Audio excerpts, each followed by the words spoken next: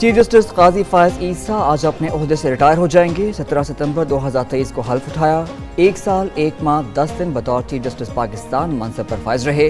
Chief justice کے اعزاز میں سپریم کورٹ بار اور پاکستان بار کونسل کا عشائیہ، نامزد چیف جسٹس جاہیہ آفریدی کے عشائیے بھی شرکت۔ سپریم کورٹ کے ججز justice Musarrat Hilali, justice Naeem Afghan, justice Jamal Mandokhail, justice Aminuddin Khan, justice Aqeel Abbasi, justice Muhammad Ali Mazhar اور جسٹس شاہد بلال کی بھی شرکت۔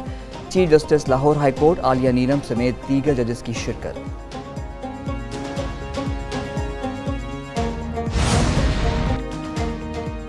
چیف جسٹس قاضی فائز عیسیٰ کے اعزاز میں الوداعی ظہرانہ آج دیا جائے گا۔ ظہرانے کا اہتمام نامزد چیف جسٹس جاہیہ آفریدی اور سپریم کورٹ کی طرف سے کیا گیا۔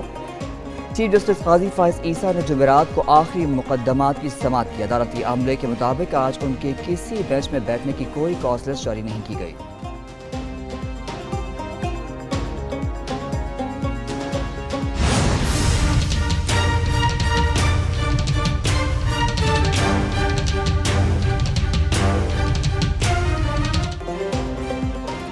بشریٰ بی بی جیل سے نکلتے ہی وزیر اعلیٰ ہاؤس پہنچ گئیں۔ بانی پی ٹی آئی کی اہلیہ کو 9 ماہ بعد رہائی ملی۔ توشہ خانہ 2 کیس میں ضمانت پر اڈیالہ جیل سے رہا کیا گیا۔ بشریٰ بی بی کو مجموعی طور پر 15 مقدمات میں ریلیف ملا۔ انہیں 31 جنوری کو توشہ خانہ کیس میں 14 سال قید کی سزا سنائی گئی تھی۔ بشریٰ بی بی اڈیالہ جیل سے رہائی کے بعد بنی گالہ گئیں اور کچھ ہی دیر قیام کیا۔ لاہور آمد کا پلان تبدیل کر کے پشاور چلی گئیں۔ بیرسٹر سیف کہتے ہیں بشریٰ بی بی کچھ عرصے پشاور میں قیام کریں گی۔ جو کہا جا رہا ہے کہ کوئی ڈیل ہوئی ہے، اگر ڈیل کوئی کسی طریقے سے کرنا ہوتا کہ ڈیل کے نتیجے میں رہائی ممکن ہوتی تو وہ 9 مہینے جیل میں نہ رہتی۔ بشریٰ بی بی کی رہائی، بیرسٹر گوہر کی ڈیل کی تردید، چیئرمین پی ٹی آئی کی اڈیالہ جیل کے باہر گفتگو، کہا ڈیل کرنا ہوتی تو بشریٰ بی بی 9 ماہ جیل میں نہ رہتی۔ بانی پی ٹی آئی کی رہائی بھی عدالت سے ہوگی، کسی ڈیل سے نہیں ہوگی۔ بشریٰ کی رہائی سے مسائل ہوں گے، امید ہے دوبارہ گرفتار نہیں کیا جائے گا۔ پی ٹی آئی میں کوئی فارورڈ بلاک نہیں ہے۔ دوسری جانب بشریٰ بی بی کی رہائی پر کارکن خوش، گاڑی پر پھولوں کی پتیاں پھینکی، مٹھائی بھی تقسیم کی گئی۔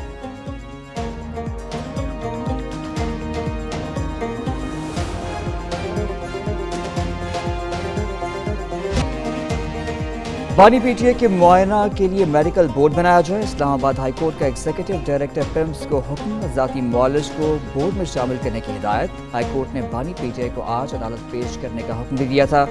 دوسری طرف جیل میں بانی پی ٹی آئی سے وکلاء کی ملاقات۔ سلمان اکرم کہتے ہیں بانی چیئرمین اہلیہ کی رہائی پر خوش ہیں۔ فیصل چودھری بولے بانی پی ٹی آئی سے اچھا سلوک نہیں ہو رہا۔ شعیب شاہین نے کہا نئے چیف جسٹس کی تعیناتی پر بانی نے تبصرہ نہیں کیا۔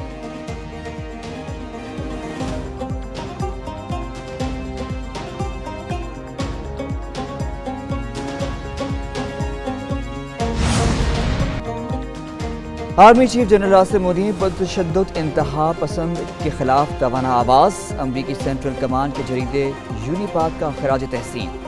مضمون میں آرمی چیف کی پیشہ ورانہ اور قائدانہ صلاحیتوں کا اعتراف کیا گیا۔ لکھا جنرل عاصم منیر کا اولین عزم ملک کی سلامتی، استحکام اور خوشحالی ہے۔ ان کی قیادت میں شدت پسندوں کے خلاف وسیع آپریشن ہوتی، 398 دہشت گردوں کا خاتمہ کیا گیا۔ ایران سے میزائل حملوں کے بعد پاکستان نے ایران میں دہشت گردوں کو نشانہ بنایا۔ جنرل عاصم منیر نے ملک کی معاشی بحالی کے لیے بھی حکومت کے ساتھ بھرپور تعاون کیا۔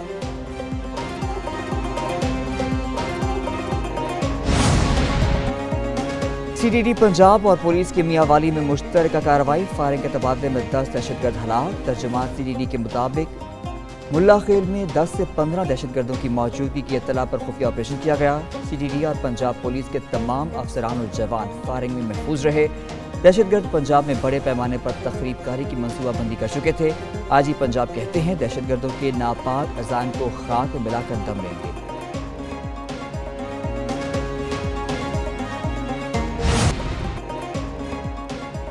جسٹس منصور علی شاہ آئینی بینچ کے بھی سربراہ نہیں ہوں گے۔ وزیر اعظم کے مشیر رانا ثناء اللہ کا دعویٰ، کہتے ہیں کہ پی ٹی آئی کسی کی حمایت بھی کرتی ہے تو اس سے نقصان ہوتا ہے۔ جسٹس منصور قابل جج ہیں، مگر ان سے متعلق جو چیزیں ہوئیں وہ پی ٹی آئی والوں نے کی۔ پی ٹی آئی والوں نے کہا کہ اکتوبر میں منصور شاہ آئیں گے اور ان کا بندوبست کر دیں گے۔ مزید کہا وہ ذاتی طور پر بانی پی ٹی آئی کے اہلیہ اور بہنوں کے خلاف مقدمات بنانے کے حق میں نہیں ہیں۔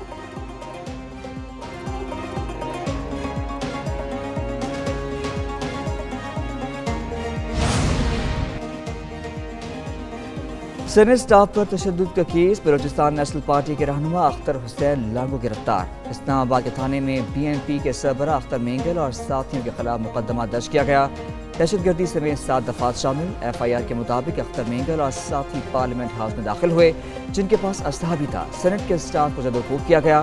مقدمہ جوائنٹ سیکرٹری سینٹ جمیل احمد کی مدعیت میں درج کیا گیا۔ اسپیکر ایاز صادق کی زیر صدارت قومی اسمبلی اجلاس دن 11 بجے ہوگا۔ بجلی بلوں میں زائد وصولیوں پر توجہ دلاؤ نوٹس پیش کیا جائے گا۔ وزیر داخلہ محسن نقوی پاکستان شہریت ترمیمی بل پیش کریں گے۔ معیشت کے بارے میں اسٹیٹ بینک کے بورڈ آف ڈائریکٹرز کی سالانہ رپورٹ پیش کی جائے گی۔ اسٹیٹ بینک کے گورنر کی سالانہ رپورٹ بھی پیش ہوگی۔ ماحول کے لیے مضر پلاسٹک کی بوتلوں کی غیر مناسب تلفیظ سے متعلق توجہ دلاؤ نوٹس پیش کیا جائے گا۔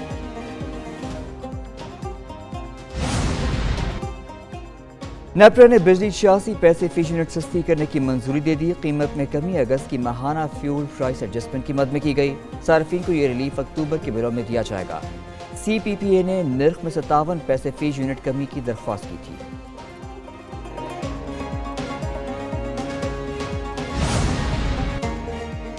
وزیر اعظم کی اسمگلنگ کی روک تھام کے نظام کو مزید مؤثر بنانے کی ہدایت۔ شہباز شریف کہتے ہیں ایف بی آر میں ٹیکس دہندگان کے لیے دوستانہ ماحول فراہم کیا جائے۔ ملک میں ٹیکس اور محصولات کے نظام کو مؤثر بنانے کے لیے جدید ٹیکنالوجی کا استعمال انتہائی اہم ہے۔ وزیر اعظم کی زیر صدارت اجلاس۔ پاکستان ریونیو آٹومیشن لمیٹڈ کی تعمیر نو کے لیے لاہ عمل تشکیل دینے کی ہدایت۔ متعلقہ افسروں کو تمام ایف بی آر اصلاحات کی بروقت تکمیل یقینی بنانے کا حکم۔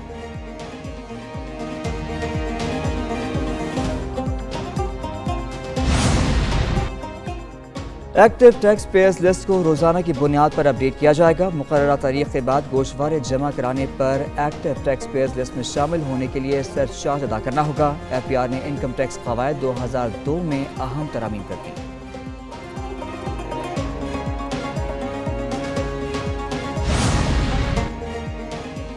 Chairman joint chief of staff committee general Sahir Shamshad Mirza سے کمانڈر سری لنکن فضائیہ کی ملاقات۔ دو طرفہ سیکیورٹی اور دفاعی تعاون کو بڑھانے کے عزم کا اعادہ۔ آئی ایس پی آر کے مطابق جنرل ساحر شمشاد مرزا نے کہا پاکستان سری لنکا کے ساتھ پائیدار تعلقات کو قدر کی نگاہ سے دیکھتا ہے۔